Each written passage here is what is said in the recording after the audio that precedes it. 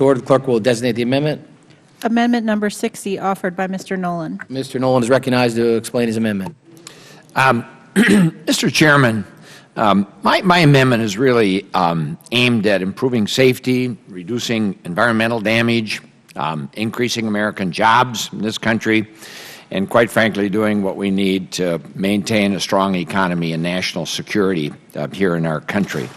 What my amendment does is it would require that virtually all energy pipelines built and federally permitted in the United States contain 100% American steel and iron ore that is mined and processed and reprocessed here in America.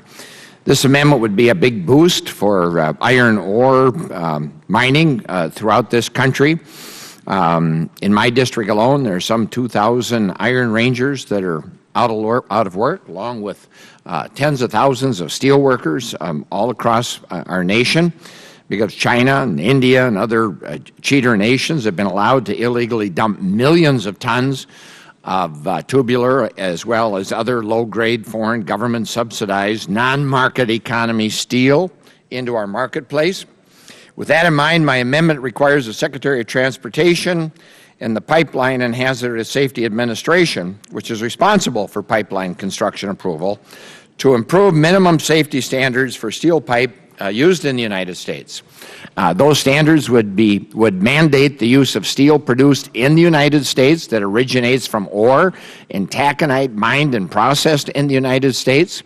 Recycled steel would be permitted, provided it included supplemental concentrates made of iron ore and taconite produced here in the United States, as would limited waivers only to the extent that the U.S. capacity is not adequate to meet demand in any given year. The Pipeline Safety Administration has the regulatory authority to permit pipeline construction, but is severely hampered by its inability to inspect foreign steel pipeline manufacture operations or to independently verify engineering data to assure that all pipe laid in the U.S. borders is truly safe. As a matter of fact, they're limited to just a visual inspection, which is virtually useless. To help remedy that situation, my amendment authorizes up to $10 million annually for the agency to pull and independently test pipeline from stockpiles to be used in the United States rather than forced to simply accept manufacturers' safety documentation. Mr. Chairman, under the current law, they're limited to visual inspections. Obviously, we can't send inspectors into foreign manufacturing facilities to see what they're doing.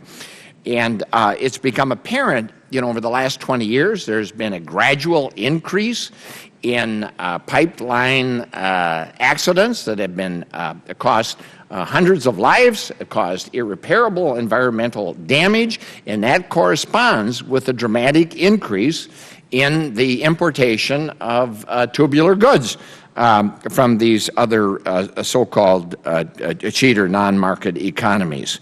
So, and in that regard, the International Trade Commission has found 161 cases of illegal dumping of non-market economy steel into this country, including tubular goods. I've spent some time in that business myself, and it's well recognized around the world that American tubular steel is clearly the best. If you talk to any iron workers or welders, they will tell you that it is best. And recently, Homeland Security made a determination that the U.S. steel industry is in danger of going out of business. And it would be very threatening. It would cause a Great Depression. It would, put 7 million people out of work. So this is about safety. This is about jobs. And it's something that we simply have to do. So, Mr. Chairman, I yield the balance of my time here for the moment. Thank you. I thank the gentleman for offering his amendment. However, I must strongly oppose the amendment. This amendment would apply Buy American requirements to pipeline construction by the private sector with private sector funding. This would be unprecedented. We have never applied Buy American to infrastructure projects constructed without federal dollars. This would set a troubling precedent, and there is no federal nexus for the government to mandate the use of certain materials for private entities. So, again, I would strongly oppose. And with that, recognize Mr. DeFazio. Thank you, Mr. Chairman. Mr. Chairman, I obviously have fought for the strongest possible Buy America requirements in anything that moves through this committee that relates to federal spending, and we did increase the domestic content requirement for transit in the last FAST Act. And the gentleman makes excellent points. He's an incredible advocate, not only for his district, but for American workers.